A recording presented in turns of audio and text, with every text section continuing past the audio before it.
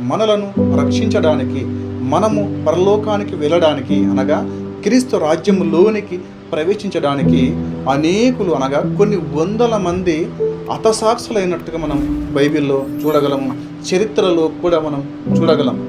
అయితే మన కొరకు ఎంతమంది ఎన్ని విధాలుగా హతసాక్షులయ్యారు అని మనం ఒకసారి చూసుకుంటే, మొట్టమొదటి హతసాక్షి యేసుక్రీస్తు ప్రభుల వారు అని మనము బైబిల్లో చూడగలం. అయితే మనము రక్షణ పొందడానికి ఆయన మన పాపములను మోసి, మనము రక్షణ పొందడానికి మన భారమును ఆయన మోసి మన కొరకు ప్రాణం పెట్టి మొట్టమొదటి హతసాక్షి అయి మనలను క్రీస్తు రాజ్యంలోనికి ప్రవేశపెట్టి పరలోకానికి చేరడానికి మన కొరకు మొట్టమొదటి హతసాక్షి అయింది ఎవరు అంటే ప్రభు అయిన యేసుక్రీస్తు ప్రభుల వారు.